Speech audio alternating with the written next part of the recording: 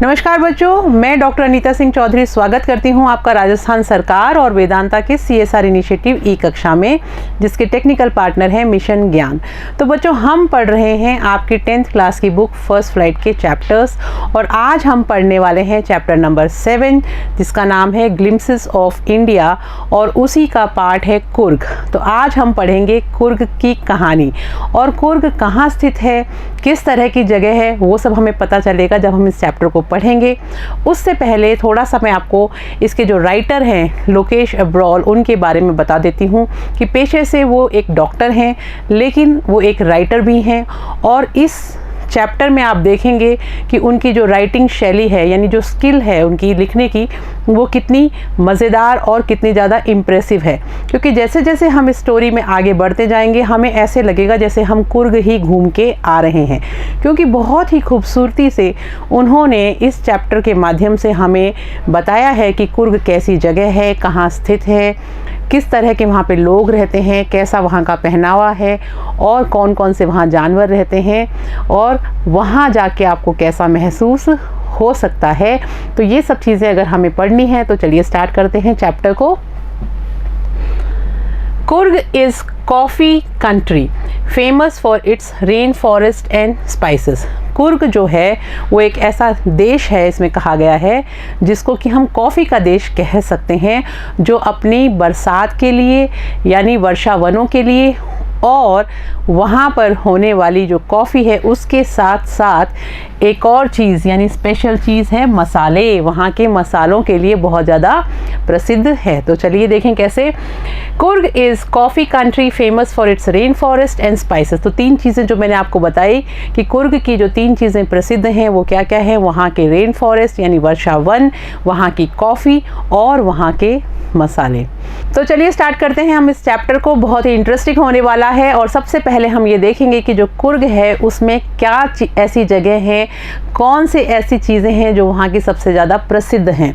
तो सबसे पहले देखिए, Coorg is coffee country famous for its rain forest and spices. यानी कुर्ग को एक कॉफ़ी का देश भी कहा जा सकता है क्योंकि वो प्रसिद्ध है अपनी कॉफ़ी के लिए, वहाँ के वर्षा वनों के लिए और वहाँ पे उगाए जाने वाले मसालों के लिए। Midway between Mysore and coastal town of Mangalore sits a piece of heaven that must have drifted from the kingdom of God। यानी बहुत ही प्यारे तरीके से बताया गया है कि अगर आपको देखना है कि कुर्ग कहाँ स्थित है तो देखिए कहाँ पर है। मिडवे बिटवीन यानी कि मध्य में, किस चीज़ के मध्य में है, Mysore and the coastal town of Mangalore.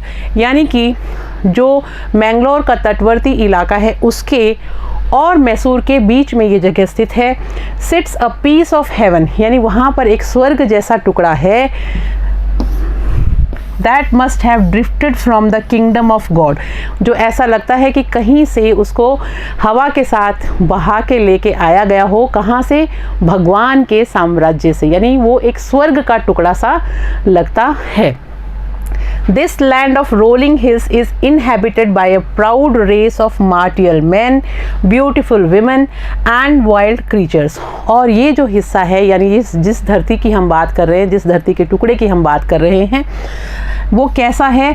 Rolling hills is inhabited यानी कि वो जो घुमावदार पत्थरों की पहाड़ियों का जो इलाका है, वहाँ के जो निवासी हैं, जो लोग वहाँ पे निवास करते हैं, बाय अ प्राउड रेस, वहाँ पे एक बहुत ही गर्वीली प्रजाति रहती है। प्राउड रेस किसकी है वो प्रजाति?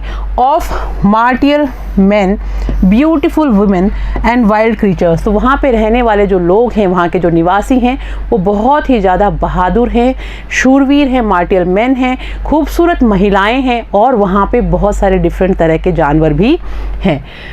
कोस्टल का मतलब होता है तटवर्ती, ड्रिफ्टेड फ्रॉम का मतलब होता है हवा के झोंकों के साथ बहा के लेके आया हुआ, इनहेबिटेड यानी निवास किया और मार्टियल यानी लड़ाकू। तो 3 चीज़ें जो हमने देखी इस इलाके की, वहाँ के एक तो लड़ाकू व्यक्ति यानी पुरुष, वहाँ की खूबसूरत महिलाएं और वहाँ पे रहने वाले बहुत सारे जानवर, वाइल्ड क्रीचर्स यानी जंगली जानवर। चलिए आगे देखते हैं। कुर्ग और Kodagu, the smallest district of Karnataka, is home to evergreen forests, spices and coffee plantation. यानी कि हम इसको कह सकते हैं कि जो चीज़ें यहाँ पे आपको दिखाई दे रही हैं स्क्रीन पे, उन सब चीज़ों का ये घर है। कहाँ? कुर्ग जो जगह है उसको हम कोडागु भी कह सकते हैं। The smallest district of Karnataka, ये एक छोटा सा जिला है कर्नाटका स्टेट का।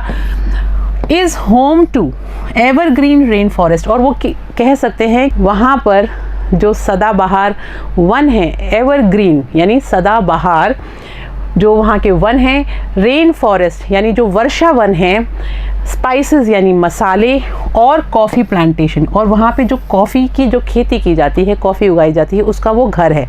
यानी ये सब चीज़ें वहाँ पे आपको देखने को मिलेंगी। Evergreen rain forest cover 30% of this district, यानी कि यहाँ पर जो सदाबहार जो वर्षा वन है, उन्होंने लगभग 30% भाग को इस इलाके के कवर कर रखा है। इस जिले के 30% भाग को यहाँ के वर्षा वनों ने कवर कर रखा है।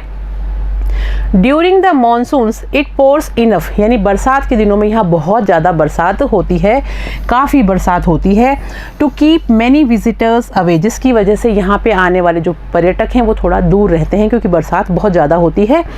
The season of Joy commences from September and continues till March, और जो आनंद लेने का, जो मज़े लेने का जो मौसम है, मौसम यानी सीज़न ऑफ जॉय, जो मज़े लेने का, आनंद लेने का जो मौसम है, उसकी शुरुआत होती है कब से? From September and continues till March, यानी वो सितंबर से शुरू होता है वो मौसम और मार्च तक चलता है।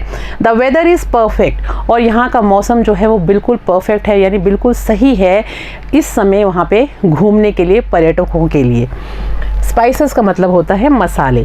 तब weather is perfect with some showers thrown in for good measure, यानी कि यह जो मौसम है यहाँ पे हल्की फुहारें होती हैं बरसात की, और ये बहुत ही परफेक्ट मौसम है वहाँ पे घूमने के लिए। अगर माप किया जाए गुड मेजर यानी अच्छे मेजर के लिए, तो मापन के लिए बहुत अच्छा मौसम है वहाँ पर। The air breathes of invigorating coffee, यानी जो वहाँ की जो हवा है उसमें आप सूंघ सकते हो। किस चीज़ को सूंघ सकते हो? कॉफ़ी की महक को। इनविगोरेटिंग का मतलब होता है आपको एनर्जेटिक बनाने वाली, ऊर्जावान बनाने वाली जो सुगंध होती है, उसके लिए ये वर्ड यूज़ किया जाता है। तो जो कॉफ़ी की खुशबू है वो हमें हमेशा ऊर्जावान बनाती है। तो क्योंकि यहाँ पे खेती होती है कॉफ़ी की, तो वहाँ की जो हवा है उसमें उसकी जो सौंधी सौंधी खुशबू है किसकी? कॉफ़ी की, वो आप सूंघ सकते हो। Coffee estates and colonial bungalows stand tucked under the tree canopies in prime corners. Prime corner का मतलब होता है मुख्य जो कोने होते हैं, उनके लिए बोला गया है कि इस जगह का जो ये जो इलाका है, इसके जो मुख्य कोने हैं वहाँ पर जो उपनिवेश बने हुए हैं, जो घर बने हुए हैं, उनको जो वहाँ पे जो पेड़ पौधे हैं, उन पेड़ों ने आपस में जैसे टहनियाँ एक साथ मिक्स हो जाती हैं और एक छाया सी बना देती हैं, उसको हम कैनोपी बोलते हैं। तो यहाँ के जो घर हैं और जो कॉर्नर्स हैं वो आपको ऐसे दिखाई देंगे कि वहाँ पे कैनोपीज़ बनी हुई हैं, यानी उनको ढका हुआ है, वहाँ पे छाया हुई हुई है उन पेड़ों के द्वारा। तो coffee states and colonial bungalows, यानी जो कॉफ़ी का जो पूरा का पूरा जो इलाका है, जो जगह है, संपत्ति है, जहाँ पर धरती पे जहाँ कॉफ़ी उग रही है, वो जो खेत से हैं, वहाँ पर कॉलोनियल बंगलोस, वहाँ पे उपनिवेशिक जो बंगलो बने हुए हैं, वो स्टैंड टक्ड, यानी वो नीचे अंडर ट्री, पेड़ों के नीचे वो एकदम अपनी जगह पर ऐसे लगता है जैसे खड़े हुए हैं। और उनको किसने ढक रखा है? कैनोपीज़ ने, यानी सदाबहार जो ये जो वन है, इनकी जो टहनियाँ हैं वो आपस में ऐसी जुड़ गई हैं कि उन्होंने एक शामियाना सा बना दिया है। कैनोपी मतलब शामियाना बनाना पेड़ों की टहनियों के द्वारा, वैसे यहाँ पे छाया हुई हुई है। और कहाँ पे हैं वो? प्राइम कॉर्नर्स पे आपको देखने को मिल जाएंगे। जो मुख्य कोने हैं जहाँ पे वो बंगलोज बने हुए हैं, उनके ऊपर पेड़ों की वो छाया आपको देखने को मिल जाएगी। The fiercely independent people of Coorg are possibly of Greek and Arabic descent. Colonial का मतलब होता है औपनिवेशिक, और कैनोपीज़ का मतलब होता है शामियाने। फियर्सली मतलब होता है उग्रता पूर्वक, यानी थोड़ा सा गुस्सा स्वभाव वाले जो व्यक्ति होते हैं उनके लिए हम फियर्स यूज़ करते हैं।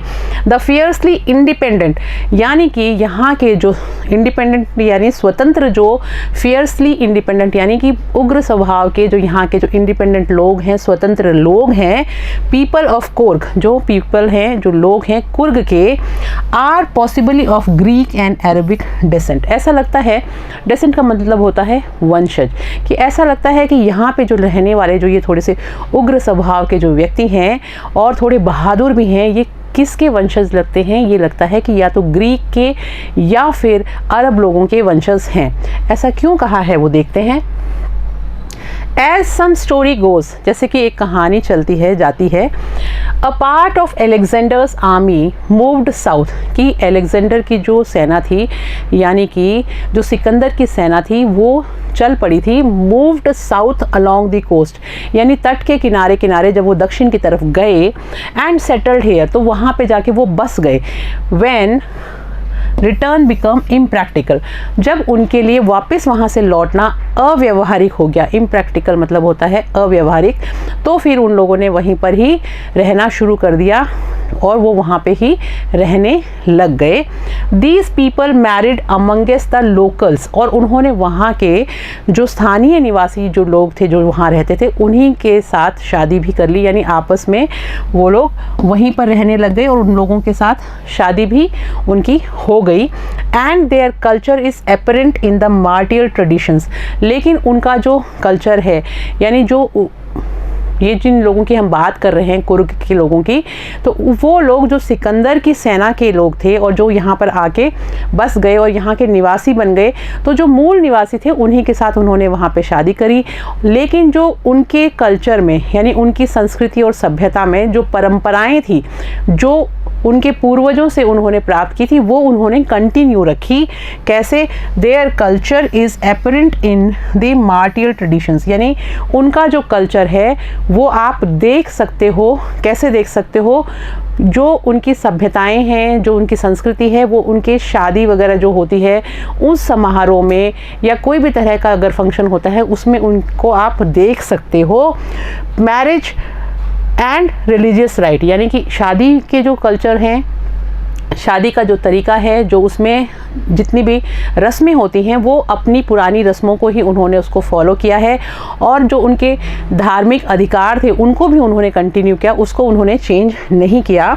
तो इसीलिए कहा गया है कि देयर कल्चर इज़ एपरेंट, यानी उनका जो कल्चर है वो आपको, उनकी जो सभ्यता है वो दिखाई देती है इन दी मैरिटल ट्रेडिशंस, उनके शादी ब्याहों में, संस्कृतियों में, मैरिज एंड रिलीजियस राइट्स, और उनके धार्मिक अनुष्ठानों में आप उनको देख सकते हो। Which are distinct from the Hindu mainstream, क्यों? क्योंकि वो जो हिंदू मुख्य धारा है उससे अलग हैं, यानी जो वहाँ पे रहने वाले जो मूल निवासी थे, जो हिंदू लोग थे, उनकी जो संस्कृति थी उससे थोड़ी सी वो अलग आपको दिखाई देगी। मुख्य धारा से हट के उन्होंने वो संस्कृति जो अपनी उसको कंटिन्यू रखा। The theory of Arab origin draws support from the, यानी दूसरा, पहली बात हमने देखा कि ग्रीक जो कल्चर है वो कहाँ से आया, क्योंकि वो सिकंदर की सेना के थे और उन्होंने अपनी संस्कृति को छोड़ा नहीं, अपनाए रखा। बस तो गए यहाँ पे लेकिन उसको कंटिन्यू रखा। दूसरा, हम जब पढ़ रहे थे पाठ को तो हमने देखा कि इनके अंदर थोड़ा अरब लोगों की भी झलक दिखाई देती है। अब वो कैसे दिखाई देती है? द थियरी ऑफ अरब, यानी ये जो सिद्धांत है कि ये लोग अरब रीजन से भी, अरब क्षेत्र का भी इनके ऊपर असर है। अरब रीजन ड्रॉज सपोर्ट फ्रॉम, उसको कहाँ से सपोर्ट मिलता है, यानी आप उसको कैसे सिद्ध कर सकते हो, सहायता मिलती है समझाने में। From the long black coat with an embroidered waist belt worn by Kodavas, कि यहाँ के जो कोडावूज लोग हैं जो यहाँ कुर्ग में रहते हैं उनको कोडावूज बोलते हैं, कोडावू भी बोलते हैं। तो ये लोग जो पहनावा पहनते हैं, वो जो पहनावा है वो किससे मेल खाता है? वो अरब लोगों से मेल खाता है। क्यों? क्योंकि वो एक काला कोट पहनते हैं with an embroidered waist belt. वो उनका मतलब होता है पहनना। एम्ब्रॉयडर्ड वेस्ट बेल्ट यानी एम्ब्रॉयडरी करी हुई, कशीदाकारी करी हुई एक कमर बंद होती है जो कमर पे बांधी जाती है, जिस पे कशीदा किया होता है, और वो किसके ऊपर पहनते हैं? काले रंग की ड्रेस के ऊपर, काले रंग का जो एक कोट होता है उसके ऊपर पहनते हैं। तो इस तरह की जो वेशभूषा थी वो अरब लोगों की थी। तो वही सेम चीज़ यहाँ पे दिखाई देती है। नोन एज कुपिया, और उस वेशभूषा को क्या बोलते हैं? कुपिया बोलते हैं।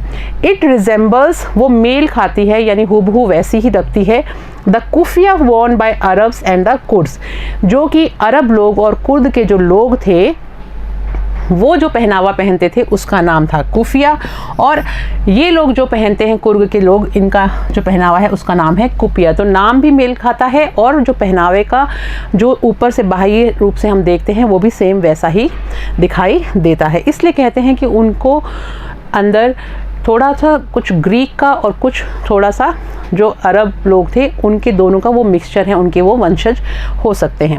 Coorgi homes have a tradition of hospitality, और अब यहाँ के जो घर हैं इन कुर्ग के लोगों के, उनमें एक बहुत अच्छी चीज़ है कि वो लोग आतिथ्य सत्कार को बहुत ज़्यादा इम्पोर्टेंस देते हैं, यानी आए हुए अतिथि का बहुत सम्मान करते हैं, हॉस्पिटैलिटी की भावना है। And they are more than willing to recount numerous tales of valour related to their sons and fathers, और उनको बहुत मज़ा आता है अपने बेटों या अपने पिता की बहादुरी के किस्से सुनाने में, यानी कि वो इतने ज़्यादा बहादुर हैं कि वो हमेशा तैयार ही रहते हैं कि जब भी उनको कोई मौका मिलता है वो उन किस्सों को ज़रूर सुनाते हैं। And they are more than willing to recount, recount मतलब होता है दोबारा से याद करना, विलिंग यानी तैयार ही रहते हैं, न्यूमरस यानी बहुत सारे, tales of valour, tales of valour यानी बहादुरी के जो किस्से हैं बहुत सारे अनगिनत, उनको सुनाने के लिए तैयार ही रहते हैं। Related to their sons and father, जो किसी से भी संबंधित हो सकते हैं, किसी का कोई बेटा हो सकता है, किसी का फादर हो सकता है, उन्होंने क्या क्या बहादुरी के किस्से हैं उनके, वो उनको सुनाना बहुत पसंद करते हैं। तो एम्ब्रॉयडर्ड का मतलब होता है कशीदा वाली, वेस्ट बेल्ट यानी जो कमर पे बांधी जाने वाली बेल्ट है वो, हॉस्पिटैलिटी का मतलब होता है आतिथ्य सत्कार, और टेल्स ऑफ वैलर का मतलब होता है वीरता भरी कथाएं। आगे देखते हैं। The Coorg regiment is one of the most decorated in the Indian army. अगर हम कुर्ग रेजिमेंट की बात करें तो हमारी भारतीय सेना में सबसे ज़्यादा मोस्ट डेकोरेटेड इसलिए यूज़ किया गया है कि सबसे ज़्यादा जो पदक हैं वो इसी रेजिमेंट के जो लोग हैं उन्होंने प्राप्त किए हैं, तो उस चीज़ के लिए वो बहुत ज़्यादा प्रसिद्ध है। मोस्ट डेकोरेटेड, युद्ध में वीरता के लिए सबसे अधिक पदकों को से सुशोभित होना, यानी कि सबसे ज़्यादा जितनी भी लड़ाइयाँ हुई हैं उसमें इसी रेजिमेंट के जो लोग हैं उनको सबसे ज़्यादा जो मेडल्स हैं वो मिले हैं। तो the Coorg regiment is one of the most decorated in Indian army, इसलिए भारतीय सेना में सबसे ज़्यादा पदक प्राप्त करने वाली रेजिमेंट कौन सी है? कुर्ग रेजिमेंट है। And the first chief of the Indian army, और भारतीय सेना के जो सबसे पहले चीफ थे जनरल करियप्पा, जिनका नाम है जनरल करियप्पा, वॉज अ कुर्गी, वो भी कुर्ग के ही निवासी थे। ठीक है।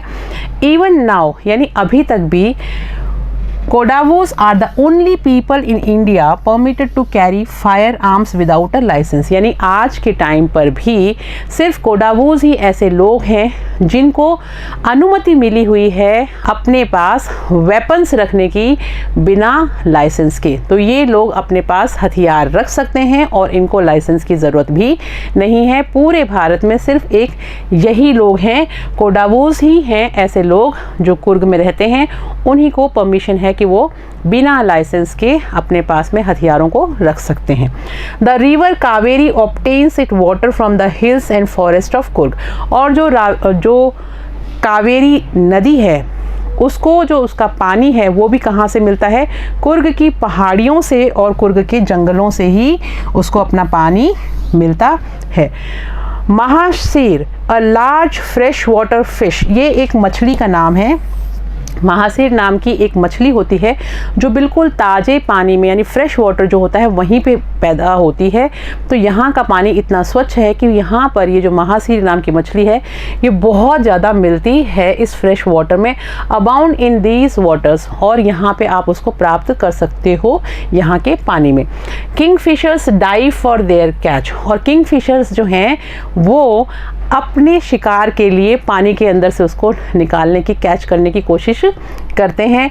वाइल स्क्विरल्स, जबकि यहाँ की जो गिलहरियाँ हैं, हालांकि गिलहरियाँ जो हैं यहाँ की, एंड लंगूर्स, और वहाँ के जो लंगूर हैं जो यहाँ पेड़ों पे रहते हैं, drop partially eaten fruit for the mischief of enjoying the splash and the ripple effect in the clear water. ये लोग क्या करते हैं, वहाँ से फल तोड़ते हैं, खाते हैं, और आधा खाया हुआ जो फल है उसको पानी में डाल देते हैं ऊपर से। आपको पता है जब ऊपर से हम कोई चीज़ पानी में डालते हैं तो छपाक करके जो आवाज़ आती है उसके लिए यूज़ करते हैं वर्ड स्प्लैश। तो वो जो स्प्लैश होता है उसको देख के वो अटखेलियाँ करते हैं, मिसचीव करते हैं, यानी थोड़ी शरारत करते हैं, और फिर जैसे ही वो फल नीचे गिरते हैं तो एक तो स्प्लैश की आवाज़ होती है, दूसरा वो जो पानी होता है वो थोड़ा सा एक तरफ से उसमें तरंगे सी आपको दिखाई देती हैं, ऐसे हिलता हुआ दिखता है, उसको देख के वो बहुत खुश होते हैं। इस तरह की शरारतें एंजॉय करते हैं, मज़े लेते हैं। The splash and ripple effect, ripple effect है होता है वही जब हम पानी के अंदर कुछ डालते हैं और वो थोड़ा सा फैलता हुआ दिखता है, पानी ऐसे दूर दूर जाता होता है तरंगों से, उसको बोलते हैं ripple effect in the clear water. क्योंकि पानी बहुत साफ़ होता है तो उसमें जैसे ही वो फल गिरता है तो पहले आवाज़ आती है, फिर वो यूँ साइड में तरंगे से दिखती हैं ऊपर से, तो उसको देखते हैं वो लंगूर, मंकीज़, और उनको बहुत मज़ा आता है।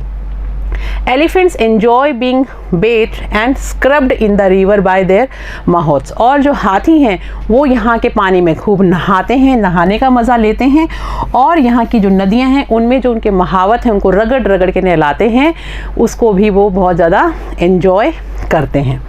The most laid back individuals become converts to the life of, यानी मोस्ट लेड बैक, यानी ऐसे व्यक्ति जो थोड़े आलसी होते हैं या जिनको ज़्यादा एडवेंचर वाली चीज़ें करने में मज़ा नहीं आता, बहुत पीछे रहते हैं वो लोग, ऐसे लोग भी, इंडिविजुअल्स भी बिकम कन्वर्ट्स, यानी वो भी बदल जाते हैं। यहाँ आने के बाद में अगर कोई भी ऐसा व्यक्ति जो थोड़ा ढीला ढाला है वो भी बदल जाता है। किस में बदल जाता है? To the life of high energy adventure, यानी कि ऐसे जीवन को अपना लेता है जिसमें बहुत ज़्यादा हाई लेवल का रोमांच होता है। उसका भी मन करने लग जाता है कि मैं भी कुछ एडवेंचर करूँ, कुछ साहसपूर्ण कार्य करूँ। तो ऐसे व्यक्ति जो बहुत ढीले ढाले होते हैं, जिनका मन नहीं करता कुछ इस तरह के एडवेंचर में भाग लेने का, वो भी अगर यहाँ आ जाते हैं तो उनके अंदर भी एक ऐसी हाई एनर्जी आ जाती है कि उनका भी मन करता है कि मैं कुछ रोमांचपूर्ण कार्य में भाग लूँ। विथ रिवर राफ्टिंग, और फिर वो क्या क्या चीज़ें हैं जो वहाँ पे होती हैं कि वो रिवर राफ्टिंग कर सकता है, नदी जो है उसके अंदर नाव चलाने का जो रिवर राफ्टिंग है उसको कर सकता है, कैनोइंग कर सकता है, पतली लंबी जो नावें होती हैं उनके ऊपर नाव चलाना, रैपलिंग कर सकता है, यानी कि पहाड़ी जो है, हिल्स जो हैं उनके ऊपर से रस्सी से जो नीचे उतरने का काम होता है उसको रैपलिंग बोलते हैं। रॉक क्लाइंबिंग कर सकता है, यानी पहाड़ों के ऊपर चढ़ने का काम कर सकता है। एंड माउंटेन बाइकिंग, और जो पर्वत हैं उनके ऊपर वो बाइक भी चलाने की हिम्मत कर सकता है। तो ये सब चीज़ें उसको भी जोश आ जाता है, ऐसा व्यक्ति जो बहुत ढीला सा भी वहाँ जाता है तो उसका भी मन करता है कि मैं ये सारे के सारे काम करूँ। अब हम इनके थोड़ा सा मीनिंग देख लेते हैं ताकि आपको एग्जैक्ट मीनिंग समझ में आ जाए। राफ्टिंग का मतलब होता है एक नदी में एक राफ्ट में यात्रा करते हुए। कैनोइंग का मतलब होता है एक नदी में एक लंबी सड़क नाव में यात्रा करना, यानी ऐसे जाना। रैपलिंग का मतलब होता है रस्से पर फिसल कर एक चट्टान से नीचे आना। न्यूमरस का मतलब होता है बहुत सारे। ट्रेल्स का मतलब होता है पगडंडी। ट्रैकर्स का मतलब होता है पैदल जो चल के जाते हैं जो लोग, वो। और मैक्स का मतलब होता है लघु पुच्छ वानर, जो अब हम पढ़ेंगे। और लॉरिस भी है, वो भी एक लचीला वानर है। तो चलिए आगे देखते हैं। Numerous walking trails in this region are a favourite with trekkers. Numerous का मतलब होता है बहुत सारे। वॉकिंग ट्रेल्स यानी वॉकिंग यानी चलने के लिए जो पगडंडियाँ बनी हुई हैं, ट्रेल्स बनी हुई हैं इन दिस रीजन, इस क्षेत्र में। Are a favourite with trekkers, वो यहाँ के जो ट्रैकिंग करने के लिए लोग आते हैं इस जगह पर, उनका एक पसंदीदा जगह होती है कि वो पगडंडियों पे वॉक करना उनको बहुत अच्छा लगता है। Birds, bees and butterflies are there to give you company. और आपके साथ चलती कौन कौन है जो आपको कंपनी देते हैं, सहयोग करते हैं? वो हैं आपके पक्षी, वहाँ पे रहने वाली मधुमक्खियाँ, वहाँ पे रहने वाली तितलियाँ। Are there to give you company, वो वहाँ पे आपको साथ देने के लिए होती हैं। Macaques, Malabar squirrels, langurs and slender loris keep a watchful eye from the tree canopy. और जैसा कि हमने पहले पढ़ा कि जो शामियाना सा बन जाता है पेड़ों का, उसके ऊपर कौन कौन बैठे रहते हैं? मैक्स बैठे रहते हैं, मालाबार स्क्विरल्स यानी मालाबार में रहने वाली जो गिलहरियां हैं वो, लंगूर बंदर होते हैं काले मुंह वाले, and slender loris keep a watchful eye from the tree canopy. और जो लघुपुच्छ वाले जो बंदर होते हैं वो अलग अलग टाइप के बंदरों का भी यहाँ पे आपको एक्सप्लेनेशन दिया हुआ है कि ये सारे के सारे वहाँ उस कैनोपी पे बैठ के और उन सब लोगों को देखते हैं और उसका आनंद लेते हैं। आगे देखते हैं। I do, however, prefer to step aside for wild animals। अब वो खुद के बारे में कहते हैं कि भाई मैं जो हूँ वो थोड़े से जो जंगली हाथी हैं उनसे थोड़ा सा दूर ही रहना पसंद करता हूँ, प्रेफर करता हूँ कि मैं उनसे तो थोड़ा सा दूर ही रहूँ। The climb to the Brahmagiri hills bring you into a panoramic view of the entire misty landscape of Coorg.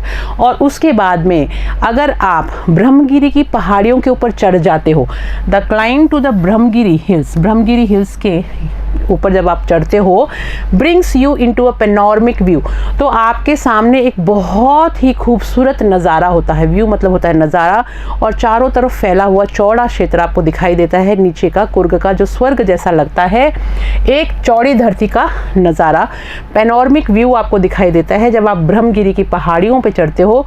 The entire मिस्टी यानी पूरा का पूरा मिस्टी लैंडस्केप यानी कोहरे से भरा हुआ जो सीनरी है वो आपको वहाँ पे दिखाई देती है। वो धरती ऐसे दिखाई देती है, और वो धरती कहाँ की होती है? कुर्ग की वो धरती आपको वहाँ पे दिखाई देती है। तो अगर आप ब्रह्मगिरी की पहाड़ी पे चढ़ जाओगे तो आपको नीचे स्वर्ग जैसा नज़ारा कुर्ग का दिखाई देगा। A walk across the rope bridge leads to the 64 acres island of निसरगंधा। अगर आप वहाँ पर बने हुए जो रस्सी के जो पुल हैं उनके ऊपर से अगर आप जाते हो, कितना किलोमीटर? 64 एकर्स तक अगर आप चले जाते हो तो वहाँ पे 64 एकर्स का आपको लैंड धरती दिखाई देती है, जो कि कहाँ की है?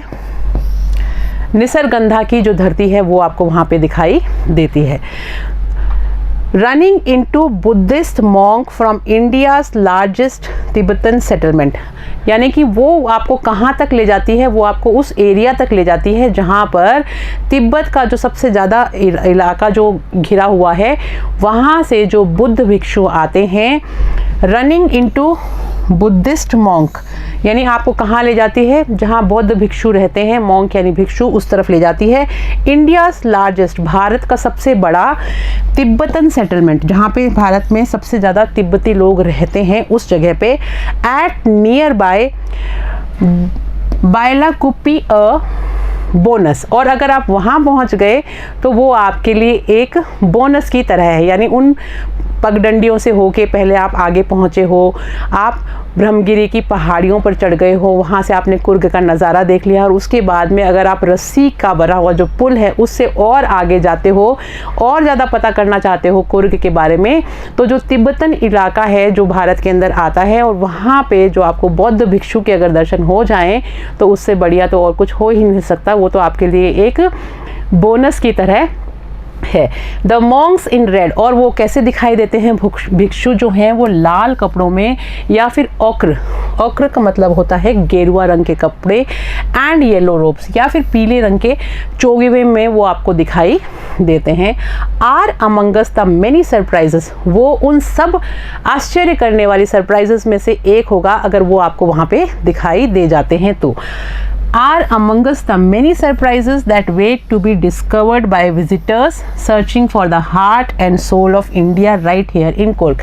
और ये उन लोगों के लिए एक बहुत बड़ी बात होगी जो भारत के दिल और आत्मा की तलाश में वहाँ तक गए हैं, और अगर वहाँ जाने के बाद उनको अगर वहाँ पर भिक्षु दिख जाते हैं, बुद्ध मॉन्क दिख जाते हैं, तो इसका मतलब उससे बढ़िया तो कुछ और हो ही नहीं सकता। तो जो शांति की तलाश में भारत के दिल और आत्मा को जानने के लिए वहाँ पर पहुँचे हैं, उनकी यात्रा तो वहाँ जाके सफल ही हो जाती है एक तरह से देखा जाए तो बच्चों बहुत ही प्यारा सा ये चैप्टर हमने पढ़ा और कुर्ग के बारे में जाना कि कितनी खूबसूरत जगह है कुर्ग।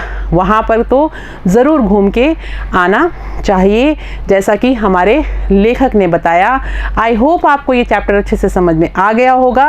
हम मिलेंगे अब नेक्स्ट चैप्टर के साथ नेक्स्ट क्लास में, तब तक आप लोग पढ़ते रहिए। Thank you.